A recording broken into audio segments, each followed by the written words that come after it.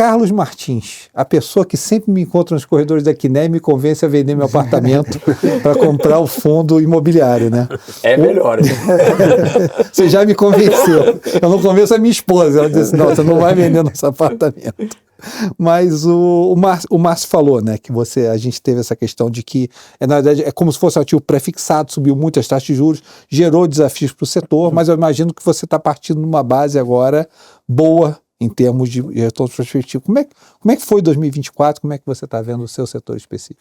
O ano começa com o mercado super animado, exatamente porque você tinha uma perspectiva de taxa de juros que ela afeta muito positivamente, não o mercado real lá do aluguel, eu diria que indiretamente, porque você tem mais investimentos na economia, mas diretamente no preço da cota, que é uma questão que, apesar do investidor, na grande maioria, se olhar a indústria de fundo imobiliário, acho que mais 95% é o que paga aquela mensalidade ali, todo mês pinga, e ele mimica o efeito de você ter um imóvel alugado, assim. Então, e o brasileiro gosta de ter essa classe de ativo no seu portfólio, tem bastante, então os fundos, em sua maioria, são os que pingam todo dia.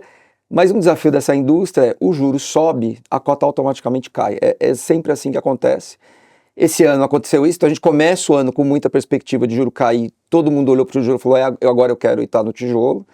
Isso permitiu uma série de emissões, e aí na hora que o mercado vira, essas cotas começam a cair no mercado secundário, gera ali uma preocupação para o investidor, apesar dele ter comprado para renda, e no ponto de vista da renda ela vem melhorando, né, o mercado real está melhor, eu vou comentar um pouquinho sobre isso também, mas hoje o que você tem eu acho até que passou um pouco do ponto, assim, caiu mais do que talvez deveria, em grande, assim, você tem que fazer sempre seleção nesse mercado, mas em geral as carteiras estão bem, o mercado vem melhorando, isso significa que a gente vai ter dividendo estável e crescente aqui. Então aquele investidor que comprou o produto para ter o dividendo, ele vai ter notícias boas, assim. Mas você tem o efeito da marcação da cota que, para o investidor que gosta do real estate, ele olha o apartamento dele e fala, o meu apartamento não marcou nada, ele comprei por R$500 mil, ele continua valendo R$500 mil. Então até o mercado começou a fazer algumas operações setipadas para não ter o efeito da marcação, que é uma outra discussão, mas assim, é um mercado que ajustou muito. A gente olha hoje a foto e fala, para mim isso é oportunidade. Quando eu olho hoje o preço de construir um imóvel novo, o custo de terreno, falta de mão de obra, que tudo isso pressiona custo, e vejo o preço equivalente ao metro quadrado na bolsa, eu vejo como oportunidade. Então, para aquele investidor que está olhando o real estate e continua olhando o apartamento, outros módulos direto, a grande barbada do momento é olhar a cota do fundo e fazer a continha de quanto vale o metro quadrado que está lá dentro.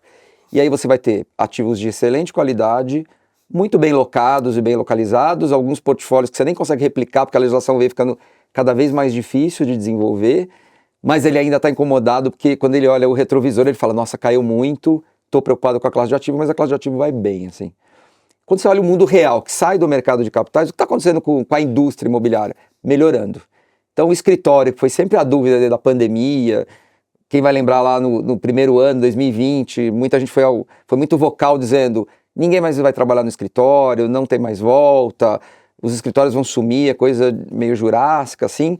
A gente está vendo, nesse momento, uma volta cada vez maior, por uma série de motivos, principalmente empresas muito grandes, estão tendo muita dificuldade de gerenciar pessoas fora do escritório, ou gente jovem que está sendo contratada, ou alguém que você está trazendo de uma cultura diferente para sua empresa.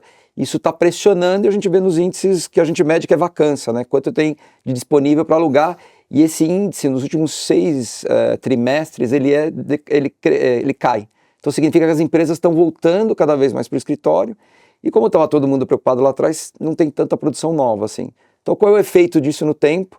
A vacância nos fundos vão cair de escritório, vai aumentar mais o dividendo porque você passa a ter mais receita. Em algum momento a vacância fica tão apertada que você começa a subir o aluguel acima da inflação, que é o que acontece, por exemplo, na Faria Lima. Então, esse mercado vai bem, logicamente a economia piora ou melhora, acelera ou desacelera um pouco, mas ela é positiva, assim, a gente está bastante otimista, logicamente seleção, bons ativos, localização.